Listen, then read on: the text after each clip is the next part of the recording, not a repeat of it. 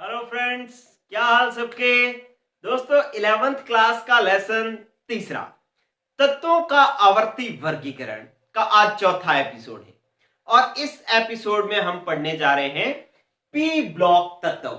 इससे पहले हमने एस ब्लॉक तत्व पढ़ा था, आज पी ब्लॉक की बारी है, इसके बाद डी ब्लॉक और उसके बाद एफ ब्लॉक। तो आज अपने पी ब्लॉक को स्टडी करते हैं। देखें, पी ब्लॉक तत्व पहली बात किसे कहेंगे? वे तत्व जिनका लास्ट इलेक्ट्रॉन पी कक्षक में भरा जाता है या पी कोश में भरा जाता है, उन सबको हम पी ब्लॉक तत्व कहते हैं। ठीक है, एक बात हमें समझ में आ गई। दूसरी बात समझें कि पी उपकोश में कितने कक्षक भरे जा सकते हैं। पी उपकोश में कितने इलेक्ट्रॉन भरे जा सकते हैं? 6 इलेक्ट्रॉन भरे जा सकते हैं। इसलिए पी ब्लॉक तत्व के कितने कोश, कितने वर्ग हैं भाई? 6 वर्ग हैं। पी ब्लॉक के 6 वर्ग हैं और वो कौन कौन से वर्ग हैं? वर्ग 13, 14, 15, 16, 17 और 18। आप ये देखें, वर्ग 13 पी ब्लॉक का है, 14, 15, 16, 17 और 18 ये पी ब्लॉक तत्व हैं। चलिए अब एक चीज और देखेंगे कि जो पी ब्लॉक तत्व हैं उनकी वेरी वेरी स्पेशलिटी ये है कि पी ब्लॉक ऐसा है जिसके अंदर धातु भी है और उपधातु भी है और अधातु भी है। ठीक है, तो आपसे पूछा जाए कि ऐसा कौन सा ब्लॉक है जिसके अंदर धातु, अधातु और उपधातु तीनों पाए जाते हैं, तो वो आपका कौन सा होगा? पी ब्लॉक होगा। कैसे कि आपके पास ये जो पी ब्लॉक मैंने बनाया है 13 से 18 वर्ग, इसके अंदर जो मैंने रेड बॉक्स के अंदर बनाए हैं ये तो सारे के सारे क्या है? अधातु। क्या है? अधातु। अब इस अधातुओं के जो लेफ्ट में, ये वाली साइड इसकी क्या है? लेफ्ट। ठीक है, बाईं साइड है। इसके लेफ्ट साइड में LEFT, लेफ्ट साइड में तो क्या पाई जाती हैं? धातुएं। और इसके राइट साइड में क्या पाई जाती हैं? सॉरी, ये जो थी वो क्या थी? उपधातु। और इसके राइट साइड में जो पाई जाती हैं वो क्या होती हैं? अधातु। ठीक है, तो मैंने क्या बनाया? ये जो सीडी नुमा हिस्सा है जिसके अंदर ये 8 तत्व हैं रेड ब्लॉक्स के अंदर, boron, silicon, germanium, arsenic, antimony, tellurium, polonium और एस्टेटिन, ये जो 8 तत्व हैं वो उपधातु हैं। मतलब इनमें धातुओं और अधातु दोनों के गुण पाए जाते हैं। इसके बाईं साइड, लेफ्ट साइड, तो क्या होते हैं? धातु। मतलब एल्यूमिनियम, गैलियम, इंडियम, टिन, ठीक है, और लेड, थैलियम, ये तो क्या है? धातु। और इसके इस राइट साइड जो है, ये वाली साइड कौन सी है? Right side, RIGST, right side जो है वो क्या है? अधातु है। कार्बन, नाइट्रोजन, ऑक्सीजन, ये सारे के सारे क्या है? अधातु है। ये बात अपनों ने करी पी ब्लॉक के बारे में। अब पी ब्लॉक की एक बहुत ही जबरदस्त बात कि हमने इनका लिखना है इलेक्ट्रॉनिक विन्यास, कि इनका इलेक्ट्रॉनिक विन्यास किस तरीके से लिखा जाता है। हमारे इस एपिसोड का पूरा मकसद क्या है कि हमें यह सीखना है कि इनका इलेक्ट्रॉनिक विन्यास कैसे लिखा जाता है। तो ये बात का आप पहले स्क्रीनशॉट ले लें कि लास्ट इलेक्ट्रॉन जिनका पी उपकोश में भरा जाता है वे पी ब्लॉक तत्व कहलाते हैं। पी उपकोश में 6 इलेक्ट्रॉन भरे जाते हैं, इसलिए 6 वर्ग होंगे। कौन कौन से? 13, 14, 15, 16, 17, 18 वर्ग होंगे। इनमें धातु, उपधातु और अधातु पाए जाते हैं। उपधातु ये रहे, इसके लेफ्ट साइड में धातु है, इसके राइट साइड में अधातु है। चलिए ये बात भी होगी, स्क्रीनशॉट ले लेना। नेक्स्ट बात करता हूं मैं। देखो अब हमने क्या करना है? इनका सामान्य इलेक्ट्रॉनिक विन्यास लिखना है। सामान्य इलेक्ट्रॉनिक विन्यास जो कि क्या होता है? बाह्यतम कोश का होता है। आप एक बात जान लें कि जो वर्ग 13 है, गौर से सुनना, इस बात को भूलना नहीं है हमें, कि जो वर्ग 13 है इसके सभी तत्वों के बाह्यतम कोश में 3 इलेक्ट्रॉन होते हैं। वर्ग 14 के सबके बाह्यतम कोश में 4 इलेक्ट्रॉन होते हैं। वर्ग 15 के सबके बाह्यतम कोश में 5, 16 के सबके बाह्यतम कोश में 6, 17 वर्ग के तत्वों के बाह्यतम कोश में 7 इलेक्ट्रॉन होते हैं और 18वें वर्ग के तत्वों के बाह्यतम कोश में 8 इलेक्ट्रॉन होते हैं। ठीक है। तो अब जब आप 13वें का सामान्य इलेक्ट्रॉनिक विन्यास लिखोगे तो इसके बाह्यतम कोश में 3 इलेक्ट्रॉन है। आप 3 को कैसे भरोगे? पहले तो आप एस में भरोगे 2, क्योंकि एस में 2 ही भरे जा सकते हैं। कुल कितने भरने थे? 3, 3 में से एक एस में आ गया तो बचा 2 एस में आगे थे, बचा कितना? 1, वो किस में आ जाएगा? पी में। तो इसका मतलब है S2 और P1, 2 और 1 3 इलेक्ट्रॉन हो गए। मैं 13वें की बात कर रहा हूं, ठीक है। S और P क्या है? S और P तो उपकोष है, ये किसी ना किसी कोश में उपस्थित होंगे। तो इनका कोश मुझे पता नहीं, तो मैंने इसके लिए लिख दिया N और इसके लिए लिख दिया N, ठीक है। तो इसका सामान्य इलेक्ट्रॉनिक विन्यास हो गया NS2NP1। अब जब आप 14वें कोश के इलेक्ट्रॉन लिखोगे, बाह्यतम कोश का सामान्य इलेक्ट्रॉनिक विन्यास लिखोगे, तो 14वें के बाह्यतम कोश में 4 इलेक्ट्रॉन होंगे, S में 2 और P में 2, ठीक है। 15वें के 5 होंगे, S में 2 और P में 3। ऐसे चलते चलते 18वें में बात करोगे तो 18वें के बाह्यतम कोश में 8 इलेक्ट्रॉन है। 8 में से S में कितने आगे? 2, P में कितने आएंगे? 6, तो 6 और 2 8 होंगे। तो इसका मतलब है S में तो 2 ही रहेंगे और P में 1 से लेकर के 6 इलेक्ट्रॉन तक होंगे। तो संपी ब्लॉक के बाह्यतम कोश का सामान्य इलेक्ट्रॉनिक विन्यास हो गया NS2NP126, NP126 मतलब 1 से 6, ठीक है। तो ये पी ब्लॉक का सामान्य बाह्यतम कोश का इलेक्ट्रॉनिक विन्यास होगा। क्लियर? सामान्य इलेक्ट्रॉनिक विन्यास अगर पूछता है आपसे कि पी ब्लॉक का सामान्य इलेक्ट्रॉनिक विन्यास लिखो, तो वो बाह्यतम कोश का ही होता है। और हमने कैसे लिखना है? NS2NP126, इस तरीके से लिखना है। क्लियर हुई बात? चलिए आगे। अब हमें क्या करना है कि ये तो सामान्य इलेक्ट्रॉनिक विन्यास लिखा है, जो बहुत बार पूछा जाता है, आप इसको अच्छे से लिख लेना।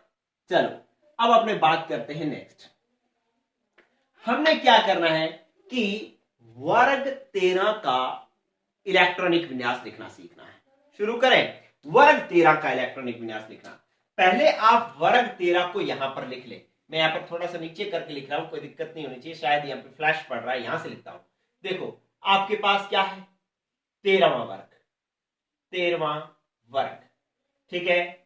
बैंगन, आलू, गाजर, इन, थैला, ठीक है। आपके पास जो आवर्त है, आवर्त नंबर 2, आवर्त नंबर 3, 4, 5 और 6, ठीक है। ये इसके क्या है? आवर्त। क्लियर? अब मुझे इनका बाह्यतम कोश का इलेक्ट्रॉनिक विन्यास, सॉरी कुल इलेक्ट्रॉनिक विन्यास, पूरा इलेक्ट्रॉनिक विन्यास लिखना है। तो वर्ग 13 के बाह्यतम कोश में इलेक्ट्रॉन कितने होंगे? पहले तो ये बताओ। 13 के बाह्यतम कोश में इलेक्ट्रॉन भाई कितने हुए? 3 इलेक्ट्रॉन। कैसे भरोगे? S में 2 भरेंगे और P में 1 भरेंगे, तो 3 पूरे हो जाएंगे। S किस कोश में है? N, और ये भी किस में है? N।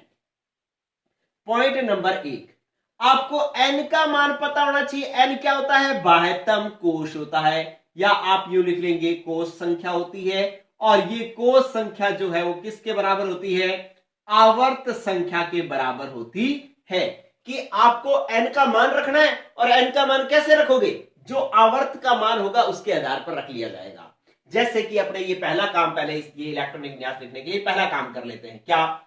मुझे बोरॉन का बाह्यतम कोश का लिखना है, तो NS2NP1 है। N की वैल्यू क्या हो जाएगा? आवर्त कौन सा है? दूसरा। तो दूसरे आवर्त के लिए मेरे पास जो N की वैल्यू हो जाएगी वो क्या हो जाएगी भाई? 2। दूसरे आवर्त के लिए N की वैल्यू 2, तो मैं लिखूंगा 2S22P1। अब एल्यूमिनियम के लिए लिखना है, तो एल्यूमिनियम तीसरे आवर्त में है, तो N की वैल्यू होगी 3, तो मैं इसको लिखूंगा 3S23P1। फिर गैलियम, गैलियम कौन से आवर्त में है? चौथे में, तो इसके लिए हो जाएगा 4S24P1। और इंडियम 5 में है, तो ये हो जाएगा 5S25P1।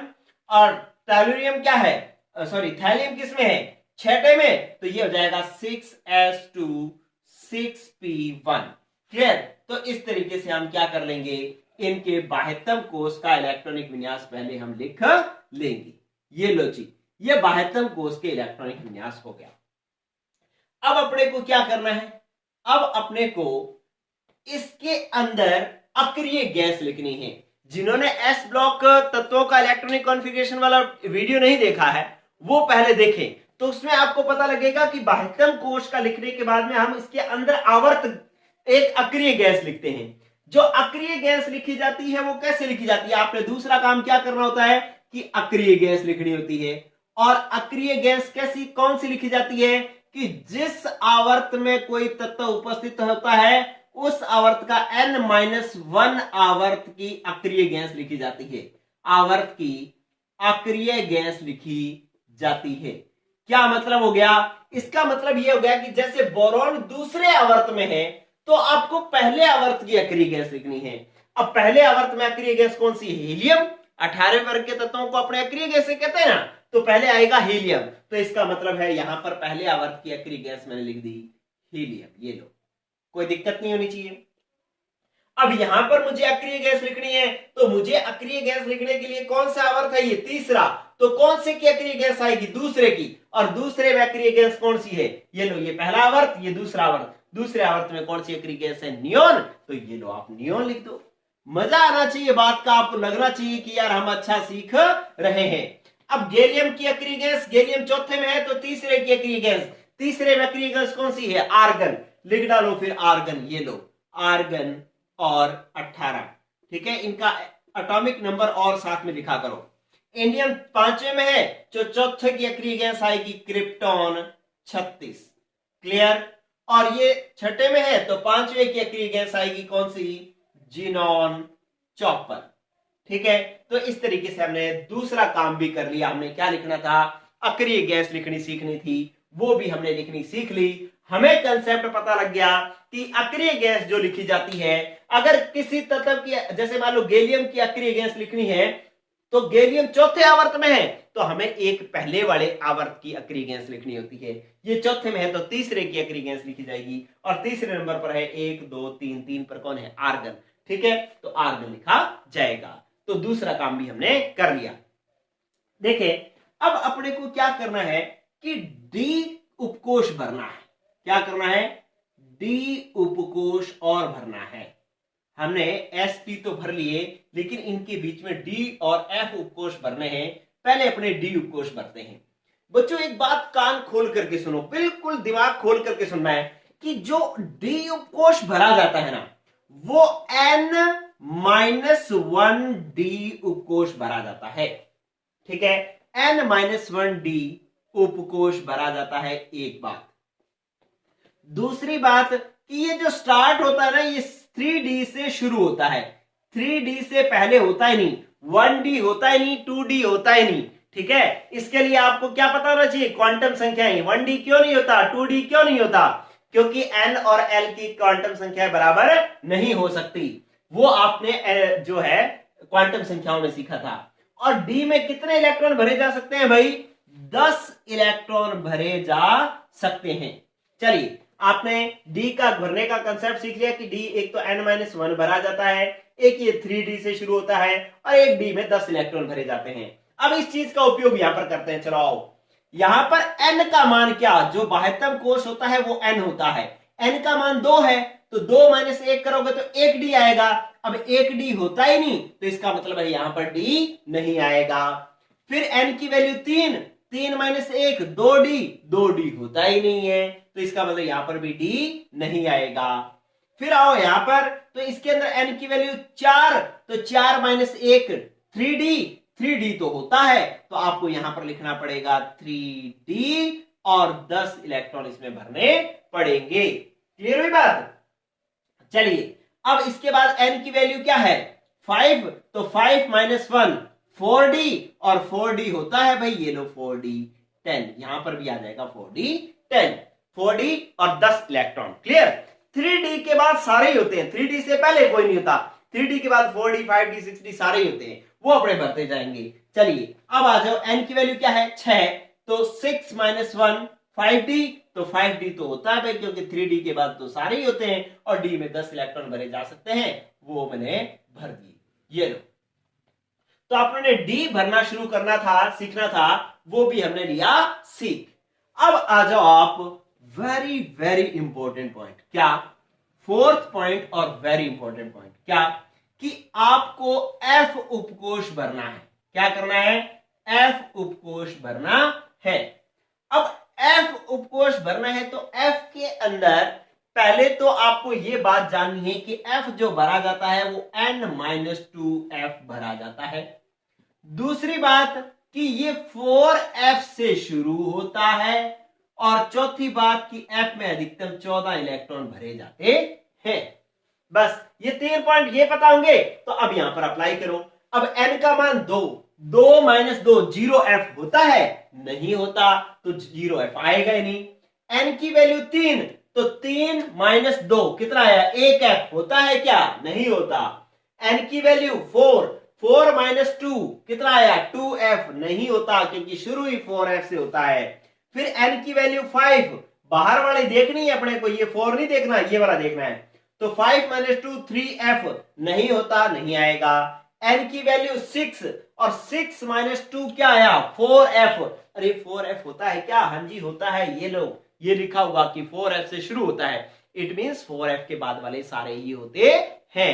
तो आपको यहां पर 4f भी भरना पड़ेगा। और 4f में कितने इलेक्ट्रॉन आ सकते हैं, बोले भाई फटाफट, 14 इलेक्ट्रॉन आते हैं। ये हुई बात इलेक्ट्रॉनिक विन्यास लिखने के लिए।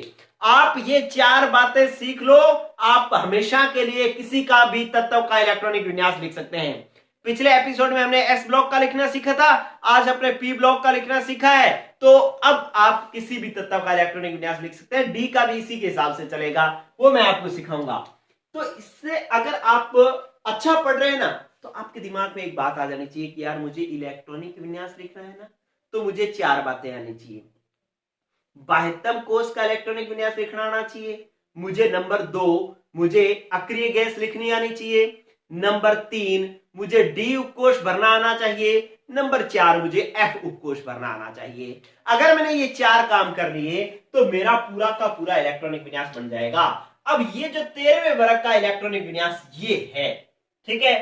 बाह्यतम कोष कैसे किया कि बाह्यतम कोष में 13वां है तो 3 इलेक्ट्रॉन, 3 s में 2 भरे जाएंगे, p में 1 भरा जाएगा, तो s2p1। n कोष है, n का मान कहां से पता लगता है, आवर्त से, तो 2 तो 2s2 2p1, 3s2 3p1, 4s2 4p1, 5s2 5p1, 6s2 6p1। Clear हुई एक बात। फिर अक्रिय गैस, अक्रिय गैस जो भरी जाती है वो आवर्त संख्या में जिस आवर्त में तत्व है उसके n-1 आवर्त की अक्रिय गैस लिखी जाती है। जैसे ये जो तत्व है दूसरे आवर्त में है तो पहले आवर्त की अक्रिय गैस आएगी हीलियम, ये तीसरे में है तो दूसरे की अक्रिय गैस आएगी, ये चौथे में है तो तीसरे की अक्रिय गैस आएगी। इस तरीके से अक्रिय गैस लिख लेंगे। और फिर डी उपकोष जो भरने का क्रम था वो क्या था, डी उपकोष भरने का क्रम ये था कि आपको n-1 डी भरना होता है, ये 3d से शुरू होता है और डी में अधिकतम 10 इलेक्ट्रॉन भरे जाते हैं। ये 3 बातें पता होनी चाहिए। तो अब n की वैल्यू ये निकालो और 2 2 - 1 1 डी नहीं होता, 3 - 1 2 डी नहीं होता, 4 - 1 3d होता है तो हमने 3d भर दिया, यहां 4d भी होता है भर दिया, फिर 5d भी होता है भर दिया। इसी तरीके से आपने F की बात ध्यान में रखनी थी, ये रखा और ये इलेक्ट्रॉनिक विन्यास हो गया। ध्यान रखना F जो है वो n-2f भरा जाता है। चलिए ये लो, तो इस तरीके से 13वें वर्ग का इलेक्ट्रॉनिक विन्यास आ गया आपके सामने। बढ़िया सा ले लो इसका स्क्रीनशॉट। ये चारों काम करने होते हैं इलेक्ट्रॉनिक विन्यास लिखने के लिए। अब मजेदार बात क्या है, मजेदार बात यह है कि सिर्फ 13वें का इलेक्ट्रॉनिक विन्यास लिखना सीखा है, 14वां 15वां 16वां 17वां 18वां सभी अपने आप हो जाएंगे। आपको एक पेज के ऊपर सारे जो है वो तत्वों के इलेक्ट्रॉनिक विन्यास लिख करके मुझे व्हाट्सएप करना है या कमेंट में फोटो डाल देनी है ताकि मुझे पता लगे कि कितने बच्चों को ये इलेक्ट्रॉनिक विन्यास बनाना आ गया। क्या मतलब कि अगर आपको 14वें वर्ग का बनाना हो तो 14वें में क्या हो जाएगा, बाह्यतम कोष में 4 इलेक्ट्रॉन होंगे, 4 इलेक्ट्रॉन होंगे तो वो हो जाएंगे NH2 NP2। बस यहाँ पे 2s2 2p2 करना है, बाकी ये सारों में 2 2 2 कर देना है यहाँ पर, और बाकी सारा का सारा ऐसे रहेगा। अक्रिय गैसें भी ऐसे रहेंगी, डी उपकोष भी रहेगा, एफ भी रहेगा, बस यहाँ पे 2 2 2 कर देना है। 15वें वर्ग में यहाँ पे 3 3 3 कर देना है, 14वें वर्ग में यहाँ पे 4 4 4 कर देना है, ठीक है। तो सॉरी 16वें वर्ग में यहाँ पे 4 4 कर देना है, 17वें में 5 5, 18वें में 6 6 कर देना है पी में, बस बाकी सारा का सारा वही है। मतलब जैसे ही 13 से 14 में आओगे तो यहाँ पे 1 इलेक्ट्रॉन बढ़ा देना, 14 से 15 में आओगे तो यहाँ पे 1 इलेक्ट्रॉन बढ़ा देना, 15 से 16 में आओगे तो 1 इलेक्ट्रॉन, 17 में 1 इलेक्ट्रॉन, 18 में 1 इलेक्ट्रॉन, तो ये 6 तक भरे जाएंगे। और इस तरीके से 13वें के बाद 14वां, 15वां, 16वां, 17वां, 18वां, ये 6 के 6 वर्गों के इलेक्ट्रॉनिक विन्यास मुझे आप अपनी कॉपी पर लिख करके फोटो क्लिक करके व्हाट्सएप करना। क्लियर दोस्तों? अभी एक लड़की ने किया था, गैदर ने, तो बहुत अच्छा, बहुत बढ़िया लिखा हुआ था उसने। एस ब्लॉक का मैंने ये काम करने के लिए दिया था, बहुत बढ़िया किया उसने। तो अब जो है आज का काम कितने बच्चे करते हैं वो मुझे आज जो मैसेज करेंगे उसके आधार पर पता लगेगा। चलिए दोस्तों, ये तो लिखना सीखा आपने इलेक्ट्रॉनिक विन्यास। ये 4 बातें ध्यान रख करके, वैसे तो इन चारों के बेस पर किसी का लिख लो। अगर ट्रिक बनानी है तो ट्रिक ये है कि भाई 13वें का लिख लिया, अब 14वें में 1 इलेक्ट्रॉन बढ़ा दो, 15वें में 1, 16वें में 1, 17वें में 1, 18वें में 1, ऐसे एक एक इलेक्ट्रॉन बढ़ाते जाओ, बस वैसे लिखा जाएगा। वैसे अगर पूरी ट्रिक, पूरा सिस्टम जानना है तो पूरा सिस्टम ये 4 पॉइंटों पर काम करता है। साफ कर रहा हूं मैं, इसका स्क्रीनशॉट ले ले भाई सुंदर सा। चलिए देखो, अब आपको ये तो इलेक्ट्रॉनिक विन्यास लिखना आ गया। थोड़ी सी बातें और मैं आपको बता रहा हूं जिनकी जरूरत हमें अक्सर पड़ जाती है। क्या कि वर्ग 13 के तत्वों को हम बोरॉन फैमिली कहते हैं। क्या कहते हैं? बोरॉन फैमिली कहते हैं। 14 के तत्वों को अपने कार्बन फैमिली कहते हैं, कार्बन परिवार कहते हैं। वर्ग 15 के तत्वों को अपने निकोजन कहते हैं, निकोजन। ये स्पेलिंग होती है इसकी, PNICOGEN, निकोजन कहते हैं। कौन से वर्ग के तत्वों को? 15वें वर्ग के तत्वों को। आपसे पेपर में प्रश्न पूछा जाएगा कि निम्न में से कौन सा निकोजन है, तो इन चारों में से है, इन सारों में, मतलब 15 वर्ग के नाइट्रोजन, फास्फोरस, आर्सेनिक, एंटीमनी, विस्मित ये है, तो वो निकोजन है। अगर ये नहीं है, इनमें बीच में टिन दे दिया, तो इसका मतलब है वो निकोजन नहीं है। और निकोजन वर्ड का मतलब क्या होता है कि ये विस्फोटक पदार्थ बनाते हैं। क्या बनाते हैं? विस्फोटक पदार्थ, जैसे TNT, पिक्रिक एसिड, ये क्या होते हैं? विस्फोटक पदार्थ होते हैं। और विस्फोटक पदार्थों में नाइट्रोजन बड़ा ही काम में आता है, कुछ जगह फास्फोरस भी आता है, तो इसलिए इनको निकोजन कहा जाता है, क्योंकि ये विस्फोटक पदार्थों के निर्माण में काम में आते हैं। चलिए अब 16वां जो है, 16वां वर्ग के तत्वों को चैल्कोजेंस कहा जाता है। क्या कहा जाता है? चैल्कोजेन। 16वें वर्ग के तत्वों को चैल्कोजेन कहा जाता है। क्यों? क्योंकि ये अयस्क निर्माण करते हैं। अब अयस्क क्या होता है? अयस्क होता है कि भाई जैसे धातुएं जो है, आपको पता है भूमि से खनन द्वारा निकाली जाती है, भूपर्पटी से खुदाई करके निकाली जाती हैं, तो वो धातुएं शुद्ध अवस्था में नहीं होती, उनके साथ कुछ अशुद्धियां जुड़ी होती हैं। जैसे ऑक्सीजन की अशुद्धि जुड़ी हो सकती है, सल्फर की अशुद्धि जुड़ी हो सकती है, जैसे ऑक्साइड अयस्क होते हैं, सल्फाइड अयस्क होते हैं, तो ये अयस्कों का निर्माण करते हैं, इसलिए इनको चैल्कोजेंस कहा जाता है। तो धातुएं जो भूपर्पटी से अशुद्धियों के साथ निकाली जाती हैं, उन्हीं को हम अयस्क कहते हैं। ठीक है, तो अयस्कों का निर्माण 16वें वर्ग के तत्व ज्यादा करते हैं, इसलिए इनको चैल्कोजेन कहा जाता है। इसी प्रकार से नेक्स्ट जो है आपने ध्यान रखना है कि 17वें वर्ग के तत्वों को हम कहते हैं हैलोजन। बहुत काम में आने वाली बातें हैं। 17वें वर्ग के तत्वों को क्या कहा जाता है? हैलोजन। क्यों कहा जाता है हैलोजन? क्योंकि हैलोजन का मतलब होता है लवण निर्माण करने वाले, लवण निर्माण करने वाले। अब देखो ये क्या करते हैं, 17वें वर्ग के तत्व सारे के सारे लवणों का निर्माण करते हैं, जैसे NaCl, KCl, ठीक है, ये लवणों का निर्माण करते हैं, इसलिए 17वें वर्ग के तत्वों को अपने हैलोजन कहते हैं। और 18वें वर्ग के तत्वों को अपने कहते हैं अक्रिय गैसें, अक्रिय गैसें, नोबल गैसें, नोबल गैसें। ठीक है, मैं यहां पर लिख देता हूं, इधर देखो, 18वें वर्ग के तत्वों को अपने कहते हैं अक्रिय गैसें, नोबल गैसें, नोबल गैसें। ठीक है जी, शून्य वर्ग, इसको शून्य वर्ग भी कहा जाता है 18वें वर्ग को। ठीक है, तो ये जो है वो 18वें वर्ग के तत्वों को कहा जाता है। क्यों? क्योंकि इनका अष्टक पूर्ण होता है। बाह्यतम कोष्ठ में 8 इलेक्ट्रॉन होते हैं। बाह्यतम कोष्ठ में कितने इलेक्ट्रॉन होते हैं? 8। तो इसका अष्टक पूर्ण होता है, इसलिए किसी से क्रिया नहीं करते, और क्रिया नहीं करते तो इनको जो है अक्रिय गैसें, नोबल गैसें कहा जाता है। ठीक है, तो आपको 13वां बोरॉन परिवार, 14वां कार्बन परिवार। 15वां निकोजन, निकोजन की स्पेलिंग पी से शुरू होती है, ये पनिकोजन नहीं है, निकोजन है, ठीक है, लेकिन शुरू पी से होता है। निकोजन कहा जाता है क्योंकि विस्फोटक पदार्थों का निर्माण करते हैं। 16वें वालों को चैलकोजन कहा जाता है क्योंकि अयस्क निर्माण करते हैं। 17वें वालों को हैलोजन कहा जाता है क्योंकि लवण निर्माण करते हैं। और 18वें, इनका बाह्यतम कोष में 8 इलेक्ट्रॉन होते हैं, अष्टक पूर्ण होता है, इसलिए क्रिया नहीं करते किसी से, इसलिए इनको अक्रिय गैसें, नोबल गैसें कहा जाता है। चलिए, तो इस तरीके से ये पी ब्लॉक की सामान्य जानकारी हुई कंप्लीट। इसमें सबसे बड़ा पॉइंट क्या था? इलेक्ट्रॉनिक विन्यास लिखना सीखना। ये चीजें तो आपको किताब में लिखी मिल जाएंगी, इसमें कोई दिक्कत नहीं है। इलेक्ट्रॉनिक विन्यास भी लिखा मिल जाएगा, लेकिन लिखा कैसे गया ये तरीका जो है वो बुक में नहीं मिलेगा। इसलिए इस तरीके को गांठ बांध लेना कि 4 पॉइंट है, 4 पॉइंट उसी क्रम में आपको लगाने हैं। ठीक है दोस्तों, तो इस तरीके से आज की ये क्लास हुई कंप्लीट आपकी। कल मैं आपको सिखाऊंगा डी ब्लॉक तत्वों के बारे में, उनका इलेक्ट्रॉनिक विन्यास लिखना और ये सब तरीके में आपको सिखाऊंगा डी ब्लॉक के बारे में। आज के लिए इतना ही, पढ़ते रहें, गुड बाय।